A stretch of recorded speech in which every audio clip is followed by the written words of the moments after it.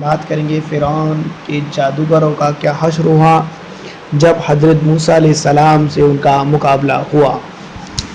محترم ناظرین، ویڈیو میں آگے بڑھنے سے پہلے میں نئے آنے والے دوستوں سے کہوں گا کہ وہ ہمارے یوٹیوب چینل کو سبسکرائب ضرور کر لیں اور ساتھ میں بیل کے آئیکن کو بھی دبا دیں تاکہ آنے والی ویڈیو کا نوٹیفیکیشن آپ کو ملتا رہے اور آپ ہماری نئی ویڈیوز جو ہم ڈالتے رہتے ہیں اس سے اپڈیٹ ہوتے رہے۔ آپ سبھی جانتے ہی ہوں گے کہ فرعون کون تھا، اس کی اسلام دشمنی، اس کو کتنی بڑی سلطنت اللہ تعالیٰ نے عطا کی، اس کے بعد اس کا جس طرح سے اس نے اپنے آپ کو خدا بتانا، یہ سب ایک طرح سے اگر دیکھا جائے تو کل ملا کر ایک بہت بڑے اسلام دشمن ہونے کا اس نے اپنے آپ میں ایک ثبوت پیش کیا تھا۔ ایک بار کا واقعہ ہے کہ حضرت موسیٰ علیہ السلام کے آمد سے پہلے فرعون کو ایک خواب آیا کہ اس نے دیکھا کہ بیت المقدس سے ایک آگ چلی ہے اور اس نے پورے مصر کو چپیٹے میں لے لیا ہے اور اس میں تمام ہی کانانیوں کو جلا کر راکھ کر دی ہے۔ اس کے بعد فرعون جن کانانیوں کو بہت محبت کرتا تھا ان کے بارے میں فکر مند ہونے لگا اور اس نے اپنے نجومیوں کو بلا کر اس خواب کی تعبیر جاننے کی کوشش کی۔ اس کے بعد تمام ہی نجومیوں نے اس خواب کی تعبیر بتائی اور بتایا کہ کس طرح سے کیا کچھ ہونے والا ہے۔ ان نجومیوں نے بتایا کہ ایک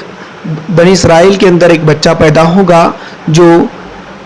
فرعون کی سلطنت کے خاتمے کا وجود بنے گا۔ اس کے بعد یہ خواب کا تعبیر ہونا ہی تھا کہ فرعون نے ایک حکم صادر کر دیا بنی اسرائیل کے اوپر۔ اس نے کہا کہ بنی اسرائیل کے تمام بچوں کو قتل کر دیا جائے۔ پھر کیا تھا، فرعون کا ایک حکم پاتے ہی تمام اس کی فوج اس میں آتی ہے، حرکت میں آتی ہے اور تمام ہی بنی اسرائیل کے بچوں کو قتل کرنا شروع کر دیتی ہے اور چند ہی دنوں کے اندر 12 سے 70 ہزار بنی اسرائیل کے بچوں کو فرعون نے اپنے ہاتھوں سے قتل کروا دیا۔ پھر کیا تھا، اس کے باوجود بھی اللہ تعالیٰ نے جس کو رکھنا چاہتا ہے اللہ تعالیٰ اسے کسی بھی حالت میں زندہ رکھتا ہے۔ اور پھر فرعون کے ہی محل کے اندر حضرت موسیٰ علیہ السلام کو اللہ تعالیٰ نے زندگی بچائی ان کی، اور اسی کے بعد وہاں پر ہی وہ پروان چڑھے اور دیکھتے ہی دیکھتے فرعون کے مخالفت میں وہ کھڑے ہونے لگے۔ فرعون کو یہ بات شروع سے ہی ناگوارہ گزرنے لگی تھی، لیکن پھر ایک بار جب حضرت موسیٰ علیہ السلام نے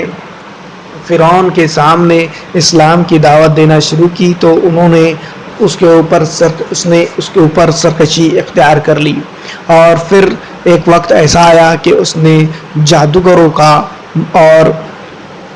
حضرت موسیٰ علیہ السلام کا مقابلہ رکھا۔ اس کے بعد فرعون بہت زیادہ سرکش ہونے لگا۔ پھر کیا تھا کہ تب زمین کے اوپر جو جادوگروں نے اپنے رسیاں پھینکی جو چھوٹے موٹے سانپ بنتے ہوئے نظر آئے۔ پھر کیا تھا، جب حضرت موسیٰ علیہ السلام نے اللہ کے حکم سے اپنا عصا مبارک کو زمین پر دے مارا تب وہ ایک بڑے سانپ کا رخ اختیار کر لیا اور ان جادوگروں کے چھوٹے موٹے سانپوں کو وہ نگلتا چلا گیا۔ پھر یہ سب حالات دیکھتے ہی وہاں پر سے جو جادوگر تھے وہ اپنے انگلیاں ہونٹوں تلے دبا کر خاموش کھڑے ہو گئے، اور اس طرح سے حضرت موسیٰ علیہ السلام نے فرعون کے جادوگروں کو خاموش کر دیا۔ حضرت موسیٰ علیہ السلام کے پیچھے اتنی بڑی طاقت تھی جو اس کو فرعون سمجھ نہ سکا اور اپنی ہڈرمی پر اڑا رہا، جس کا نتیجہ یہ نکلا کہ فرعون ایک عبرت کا مقام بن کر اس دنیا کے اندر رہ گیا، جس کو پانی کے اندر اللہ تعالیٰ نے غرق کیا اور سمندر کے اندر سے اس کو باہر پھینک دیا۔ پھر کیا تھا، اس کو تمام زندگی کے اندر اس کا جتنا رعب و رباب تھا وہ سب چکنا چور ہوا اور آج تک وہ ایک عبرت کا مقام بن کر رہ گیا ہے۔ تو دوستو، اس طرح سے فرعون جو اپنے آپ کو سرکش اور اپنے آپ کو خدا سمجھتا تھا اس کا حال یہ ہوا، تو سوچئے ہم کیا چیز ہے، جبکہ فرعون کے سر میں 850 سال درد تک نہ ہوا تھا، اس کو اللہ تعالیٰ نے کس طرح سے دھول چٹائی۔ تو دوستو، اس ویڈیو سے ہمیں یہ سمجھ میں آتا ہے کہ ہمیں سرکش نہیں ہونا چاہیے، اور جادوگروں کا حال کیا ہوا یہ بھی آپ نے دیکھ لیا۔